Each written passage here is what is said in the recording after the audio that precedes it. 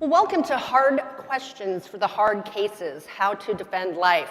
I want to briefly just give you a little more info on who our panelists are today. Emily Berning is the president and co-founder for Let Them Live, a 501c3 nonprofit. Yeah. That was started because 73% of women abort because of financial hardships. Let Them Live is dedicated to helping those women choose life with financial support. Alison Centofante is the Director of External Affairs at Live Action, a nonprofit that exists to shift public opinion on the killing of preborn children and defend the rights of those most vulnerable. And finally, Representative Michelle Fischbach, who represents Minnesota's 7th District. She spent over 20 years in the Minnesota Senate, including 4 as president of the Senate, and she was the first woman to hold that position. She later served as lieutenant governor. She's from Minnesota and got her BA in political science and economics from St. Cloud State University and her JD from William Mitchell College of Law.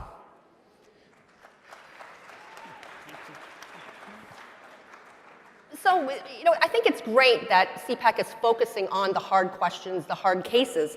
Even 66% of Americans who identify themselves as pro-choice are against third-term abortions. So there's certainly some issues that there's widespread agreement on. This is wrong. But the tougher questions come at the beginning or when there's medical issues. And that's what we're going to talk about today. So one of the first questions I'd like to ask is, if someone's a devout Catholic, for example, or has some other religious belief that prohibits abortion, it's easy. It's easy to tell them why they should be pro-life. What if you're talking to someone who is not religious, is maybe an agnostic, an atheist, they're not really sure, they don't have that easy in to being pro-life? How would you try to convince that person, try to bring them on board? What could you say to that person? And I will just jump in. Yep. First and foremost, I think if it's a religious basis or you're an agnostic, whatever the case is, life is worth protecting. It is worth protecting. We respect one another because it is a life, and it's very important to do that. And I think it's just plain and simple that it's that simple. But in addition to that, science is showing us so much about the humanity of the unborn. Now I will say I'm the oldest on the panel. I have 5 grandchildren and another on the way. And when my children were born, you had those little grainy ultrasounds. And now you've got the 4D, and you can see if the baby's smiling. And so science is showing us so much about the humanity of the unborn that it is undeniable at this point that it is killing a human life. And so that is one of the things that you have to talk about, is make sure they understand that this is a human life, and it is certainly, and so much of the time we all probably add a gift from God. Yeah. But it is just simply a human life that deserves to be respected and preserved. Well, that's a great point, Michelle. I've talked to a lot of pro-choicers who sort of say, well, scientifically, a fetus is not a baby. And they really tend to fall heavily on and actually accuse pro-lifers of being anti-science. But you bring up a great point. Science is actually helping us understand even better what a fetus looks like, what a fetus goes through, what a fetus feels. Yep. We're getting all that more information, yeah. Emily, I thought you'd have some great things, because your organization, I understand, is a secular one. Yes, and that was extremely intentional. Let Them Live, we reach so many women. We reach so many different types of women that aren't necessarily, just Christian. And we wanted to be a little bit different. We wanted to ensure that our support went to every single type of woman. And, like you had mentioned, Representative, the pro-life issue is not just a religious one. It is very heavily, religious as it is, but it is not just simply religious. So we do have scientific arguments, and it doesn't have to be religious. Supporting women, supporting unborn children, it's just something we should do as human beings. And so, that was a very intentional thing, like we did with Let Them Live, is making it secular, just so that we can kind of switch up the narrative a little bit and show that we are reaching a lot further than just the church. Great. And Thank you guys. So that was a question I thought was great because we don't hear that perspective a lot. But here I'm going to ask a couple questions that you probably get a lot, and I'd love to hear what you have to say. I'll start with you, Alison. So what about people who say that there should at least be an exception for the life of the mother? What happens if a doctor says, you know what, this pregnancy is too dangerous for you, you may not live through it, it's life-threatening. What do you say then? That's a great question, and we're seeing that come up often. The pro-abortion movement is heading in that direction, always highlighting these life of the mother cases, and I need to frame the argument this way. When we're talking about abortion, we have to make sure we know what we're talking about, defining the terms. And what's been said so far is absolutely true. You can make a religious case. You can absolutely make this a case from science.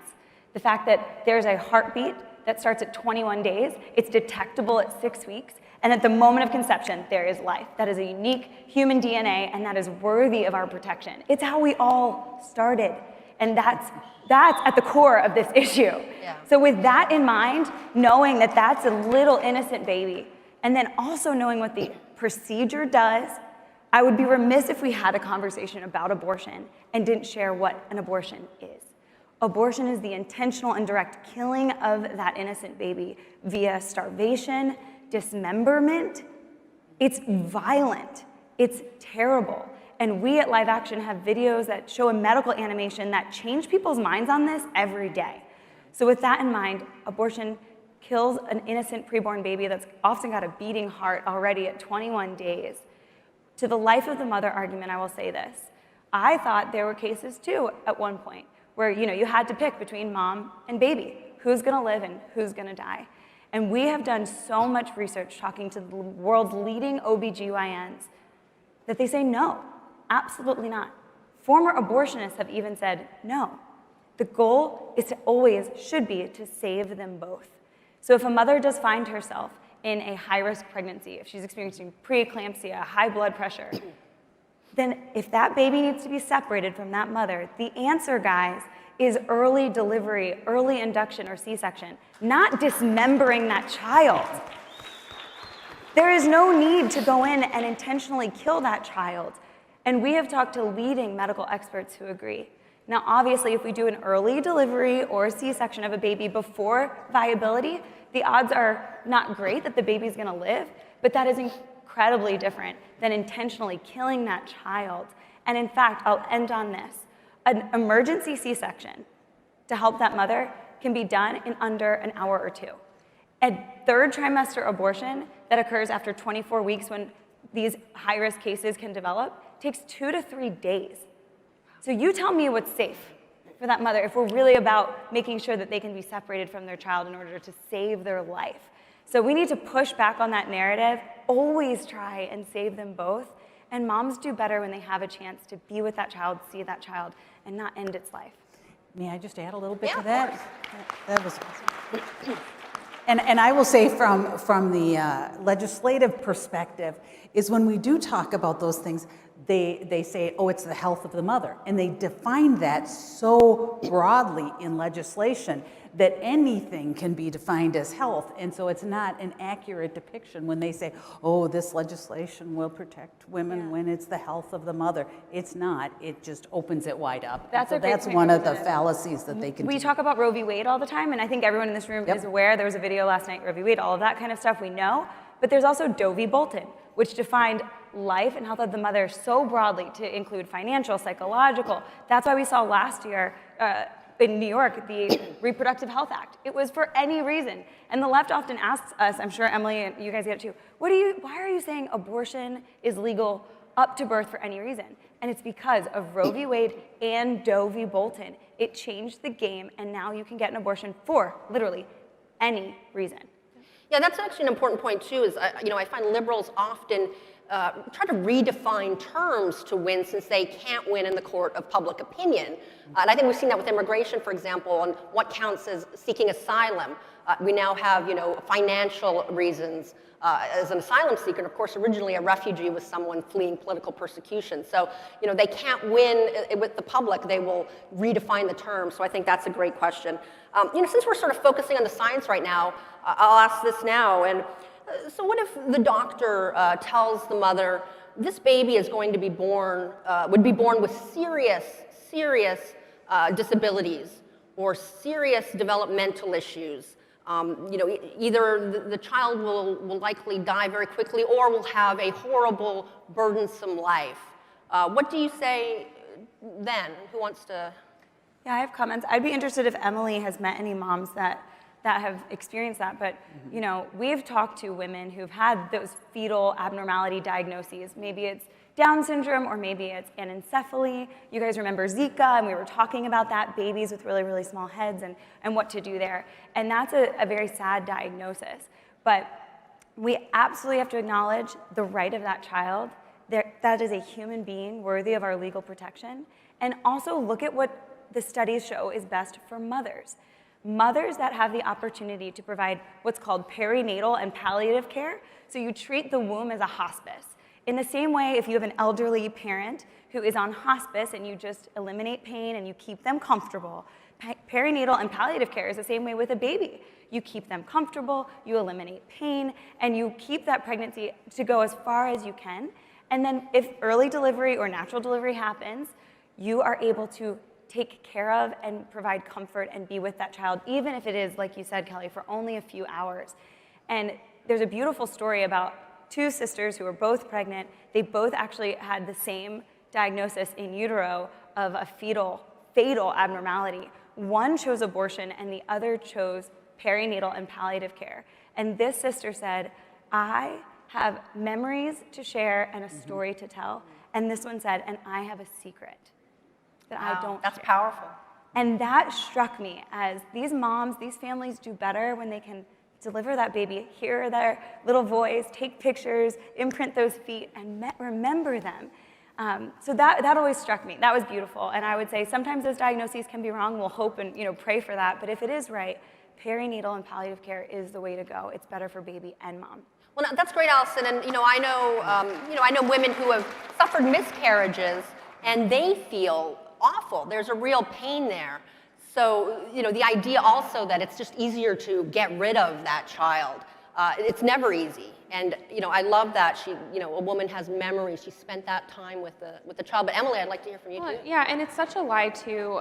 We experience this in our culture. Abortion is so available, and women are told, you can have this abortion. It's going to be over with. It's, one and done. You'll never have to think about it again. And that is such a lie. Oh my gosh, that is such a lie. Because when women have abortions, there are mental, physical, emotional, there are some major, major consequences to abortion that nobody in the abortion industry wants women to know, because they are making money off of women and they don't care about women. So women walking into that abortion, maybe they have a past trauma that happened to them.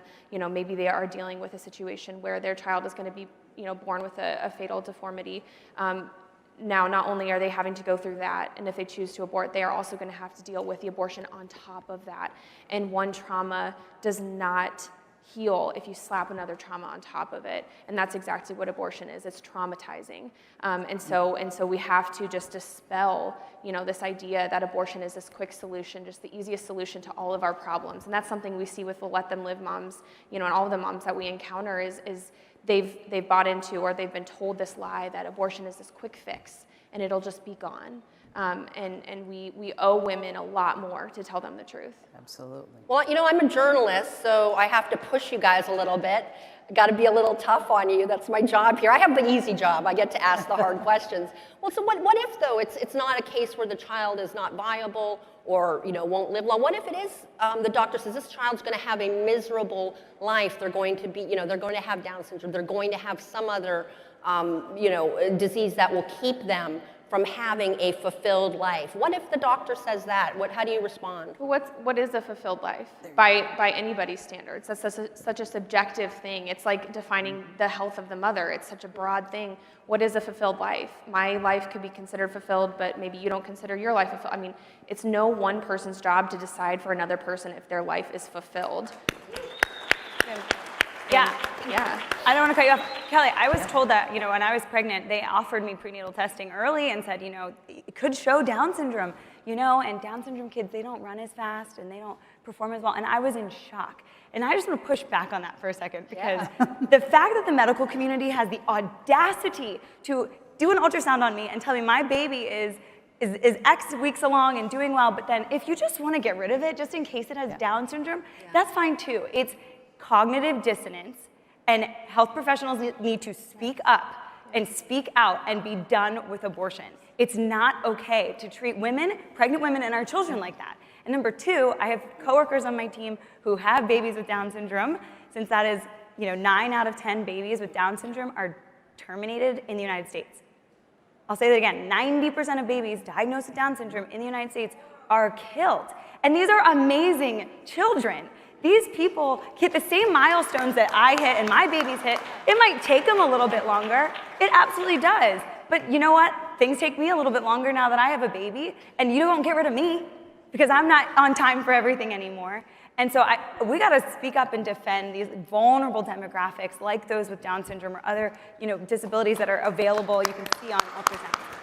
I would say leave that practice, and I should have, and I found a different doctor there, but if your doctor tells you that, you should be very, very concerned. Yep. Great. Now, a lot of people talking about abortion say if you make it illegal, if you criminalize abortion, there's not going to be that many fewer abortions. There will just be many more unsafe abortions. That the famous stereotype of the back alley coat hanger abortion.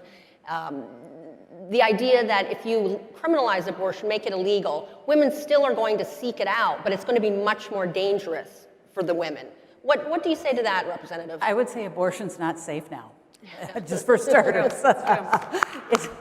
It's not safe for the baby, and it's not safe for a woman. It is not a procedure that is good for either of those people. And so to say that, I think it's one of those you mentioned earlier, one of those things that they just keep saying and try to make people believe that. But it is not a safe procedure. There are many, many women who have complications from it and all kinds of other, and perforated uteruses, all kinds of things like that happen. So it's not safe now, and it certainly, they are not making it safer in any way.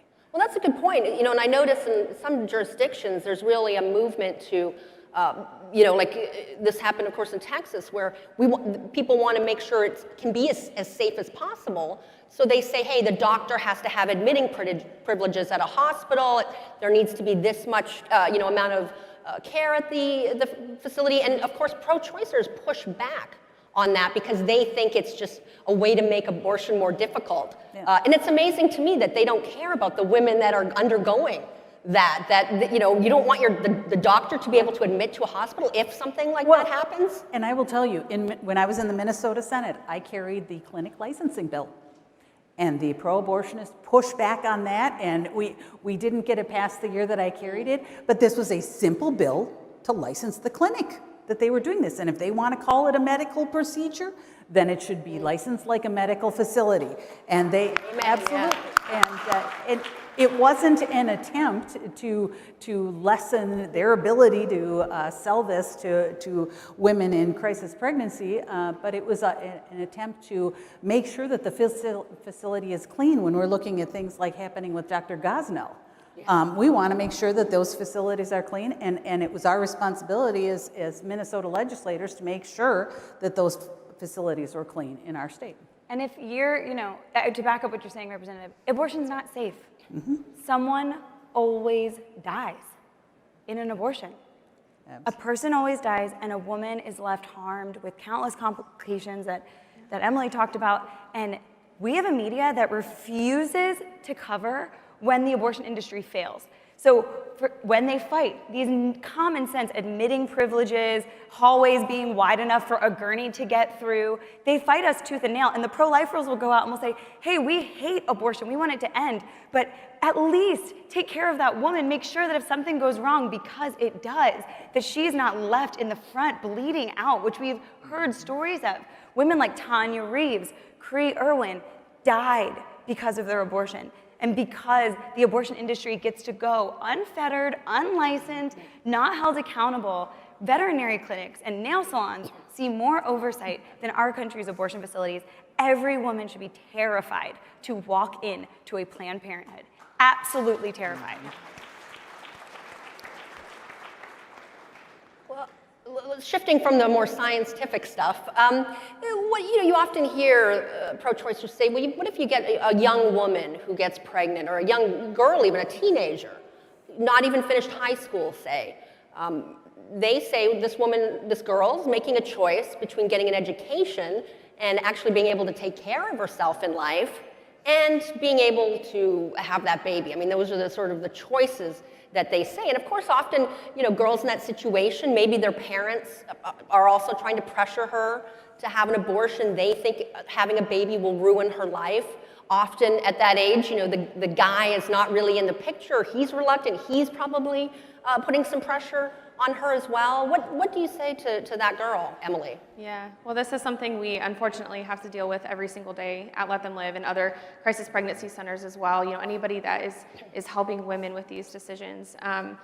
The one thing that I want to say, if I could say it, is circumstances are temporary and abortion is permanent. Yeah. And great, yeah. That's great good. line, yeah. We are facing a situation in our culture where the slightest problem can arise and you're pregnant and the solution is abortion. But what if the solution is something else? And that's what we fight for at Let Them Live, is when women say, I am not gonna be able to get an education and have this baby. I can't afford my rent. I'm living in my car and I'm supposed to have this baby. I just can't do it. It's because we have this so anti-woman culture that's saying, if you have a baby, you can't do anything. You can't do it. You have to kill your child to be successful. That is what the culture is telling women, and we have to be so opposite of that. And that's what we do at Let Them Live. We tell these women, we are here for you, we support you, we are all surrounding you, and we love you, and we love your baby. And your circumstances right in this second, those temporary circumstances, do not define you as a mother. They do not define you as a person, and we will help you get out of that so that you can make a life-affirming decision. And I mean, like I said, this is something we deal with all the time, and hearing stories of Let Them Live moms who have been at the lowest of their lows, facing pregnancies where their husband or the baby's father leaves them and they have no family and they are just scared and they have no resources. That's when we show that we're there for them. And tonight, Let Them Live, we're premiering our documentary at 6:30 p.m. and you will hear stories of Let Them Live moms who were at their lowest point with no hope, with abortions scheduled, about to commit suicide because they couldn't handle the decision that they felt like they had to make. We don't want women feeling like they have to be backed into a corner, and that corner being abortion. We need to give them more options, and more options means stepping up for them financially, stepping up for them with resources, love, emotional support, just surrounding these women. And politics is downstream from culture. So if we expect to change anything, we need to change the culture, and that starts with letting women know that we are here for them. Yep. That's great, Emily. And you're so right about culture. I don't know if you remember, I think it was like about a year ago or so, the actress Michelle Williams said that she had had an abortion when she was early in her career. And she was happy because she doesn't think she would have come so far in her career if she had had that child. And here's a well-known actress, award-winning actress, telling people, hey, you can't be an actress and have a baby early on. And I think we've seen many actresses who have proved her wrong. Well, it's not one or the other. Why does our society say it has to be one or the other? You either choose your education or your child. You either choose paying for your rent or you choose your child. It does not have to be a one or the other situation. Women are strong enough to do what they want to do in life and have a child if they choose to. They can do it. And this culture is telling women, no, you can't. And we're telling them, yes, you can. Yeah. And the only people that are telling women that are Michelle Williams, the pro-aborts, Yeah. are the only ones telling women, hey, you can't do it all. The people You that aren't can't. helping them. Yeah, and you're going towards politics, and I want to say, here, you guys are here because you care about politics. I want to remind you, who makes money? When a pregnant woman walks into Planned Parenthood, they see money. When they walk into Let Them Live, Live Action, a pregnancy resource center, we're like, let's just help you. All of the things that we do for free. The pro-life movement is here to volunteer our kindness and our love and support. So if you're like, yeah, I don't understand why abortion's really so entwined in our government affairs and our culture, follow the money. The government funding that they get still to this day is used to market to all of our family and friends their own stuff, and they turn around and they can prop up these politicians that go to DC and make sure that abortion's protected. It's sick. Pull their taxpayer funding and you will see the pro-life movement step in to take care of women and the abortion industry fade out. It's because we're propping it up with our own money. Well, I have to say I had a few more hard questions to ask you, but our time is up. But I have to say, you ladies, lovely ladies, answered every question with aplomb, and I can't imagine somebody coming away from talking with one of you without having their hearts changed and their minds. So thank you so much to the panelists.